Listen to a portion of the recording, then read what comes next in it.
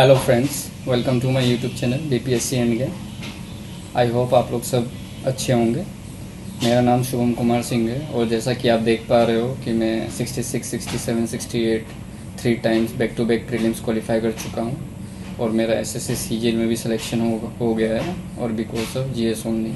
तो मैं इस यूट्यूब चैनल में आप लोगों को जो अपकमिंग 69 बीपीएससी आ रही है और उसमें कॉम्बाइंड सीडीपी हो गया और बीपीएससी टीचर का एग्ज़ाम भी ले रही है, तो उसमें मैं जीएस के लिए आपको गाइड करूँगा और ये यूट्यूब चैनल आपके लिए बहुत हेल्पफुल हो सकता है।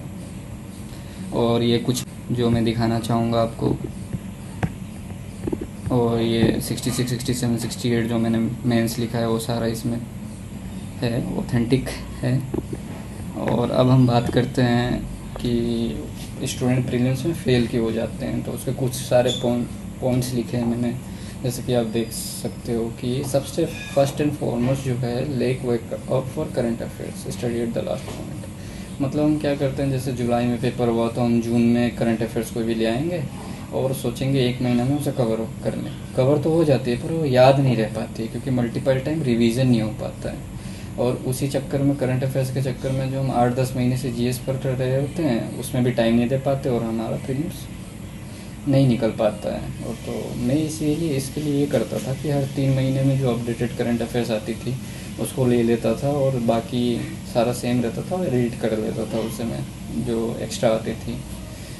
तो इससे क्या होता था कि जो मुझे आखिरी टाइम में मुझे याद भी रहती थी करंट अफेयर्स और मेरा जीएस का भी रिवीजन हो जाता था। और आपको सबको पता ही है कि करंट अफेयर्स का कितना बड़ा इंपॉर्टेंस है। बीपीएससी एग्ज़ाम में 35 से 40 क्वेश्चन आते हैं इंक्लूडिंग बिहार करंट अफेयर्स। सो ये एक बहुत बड़ा वीक पॉइंट है एस्पिरेंट के में, इसीलिए उनका प्रीलिम्स रुक जाता है, जो डेडिकेटेड डिसिप्लिन होने के बावजूद भी। और दूसरा पॉइंट है कि main topic from where question are asked frequently should be on finger tips. मतलब जैसे कुछ टॉपिक्स हो गए, मान लीजिए कॉन्स्टिट्यूशनल डेवलपमेंट हो गया, विटामिन्स हो गया, गवर्नर जनरल हो गया, बिहार के रिवर्स हो गया, इकोनॉमिक सर्वे हो गया, बजट हो गया, सेंसस हो गया, ये सब टॉपिक आपके एकदम फिंगर टिप्स में होने चाहिए। मतलब इससे क्वेश्चन आए तो एकदम गलत नहीं होना चाहिए, इसको घोट के पी जाओ आप, इतना होना चाहिए क्योंकि इसमें क्वेश्चन अगर गलत हुआ तो आपका सिलेक्शन रुक जाएगा। और फिर अगले टॉपिक में आते हैं हम लोग quantitative aptitude. Mostly arts background वाले इस टॉपिक जो पोर्शन है उसको स्किप ही कर देते हैं।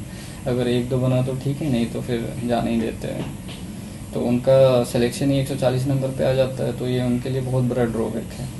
और 66, 67 में देखा जाए तो लेवल उतना टफ नहीं था, पर 68 में काफ़ी कंसेप्चुअल क्वेश्चन पूछे गए हैं।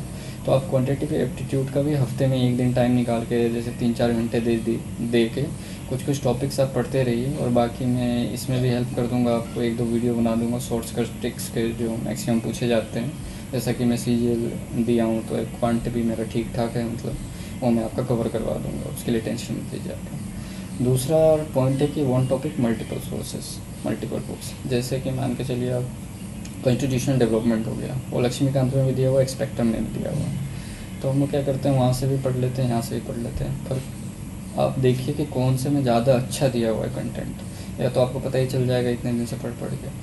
तो स्पेक्ट्रम में ज़्यादा वास्ट दिया हुआ है तो हम क्या करेंगे, जो पॉलिटी वाला है उसमें नहीं जाएंगे, क्योंकि क्या होता है हम जो कुछ पढ़ते हैं तो हमारे दिमाग में, माइंड में सेट हो जाता है, उसकी इमेज बन जाती है। तो आप मल्टीपल सोर्स से करेंगे तो फिर वो रिकॉल करने में दिक्कत होती है, तो ये प्रॉब्लम हो जाता है। जैसे विटामिन्स का हो गया, वो घटना चक्र में भी दिया हुआ, लूसेंट में भी दिया हुआ है, एनसीईआरटी में भी दिया हुआ है। तो एक जगह से पढ़ें आप, मल्टीपल बुक से ना पढ़े एक ही टॉपिक को, उससे आपका टाइम भी बचेगा और रिकॉल करने में भी आसानी होगी आपको।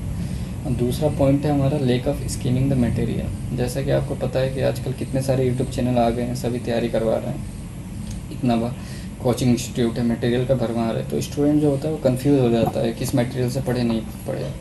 और तो ये सबसे मेन है कि आपको पता रहना चाहिए कौन सा मटेरियल लेना है, कौन सा मटेरियल नहीं लेना है। तो इसके लिए भी मैं एक वीडियो बना दूंगा आपको, जो कैसे स्कीम करते हैं मटेरियल को। और अगला पॉइंट है हमारा लास्ट टाइम रिवीजन प्रॉब्लम।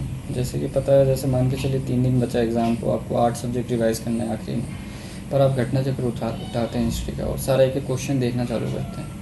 तो उससे क्या होता है कि 1.5 दिन तो आपका उसी में चला जाता है, हिस्ट्री में। फिर 1.5 दिन बचता है, फिर आप परेशान हो जाते हैं, ये नहीं हुआ ये नहीं हुआ, और एग्ज़ाम में आप इतने दिन से मेहनत करने के बावजूद भी आप नहीं क्लियर कर पाते हो। तो इसीलिए लास्ट टाइम में सिर्फ जिस्ट पढ़ा जाता है, जैसे घटना चक्र का ऊपर वाला जिस्ट है, बस उसी पेज को पढ़ते रहिए आप, और जितने नोट्स बनाए आपने उसी को रिवाइज़ करिए, और जो बहुत ज़्यादा इंपॉर्टेंट है टॉपिक जिससे आना ही आना है उसी को रिवाइज़ करें। और सबसे लास्ट है लैक ऑफ कॉन्फिडेंस, जो सबसे मोस्ट इम्पॉर्टेंट है।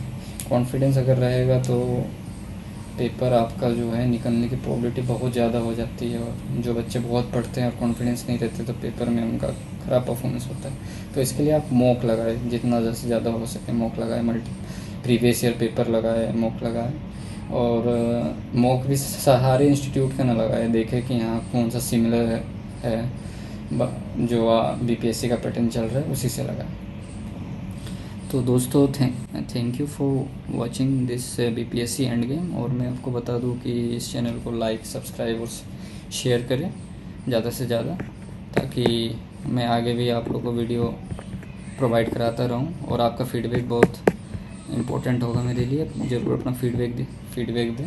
और इस चैनल का नाम एंड गेम, इस चैनल का नाम बीपीएससी एंड गेम रखा गया है क्योंकि आप लोग को पता है कि एस्पिरेंट्स 2 साल 4 साल से लगे रहते हैं और मिस गाइडेंस के कारण या कुछ कमियों के कारण नहीं हो पाता है। तो इस चैनल में मैं आपको भरोसा दिलाता हूँ, अगर आप फॉलो करोगे तो पक्का इस बार आपका सिलेक्शन की ओर आप पहुँचोगे और सिलेक्शन होगा, और आपके लिए एंड गेम रहेगा। इसीलिए इस चैनल का नाम है एंड गेम है। Thank you for watching.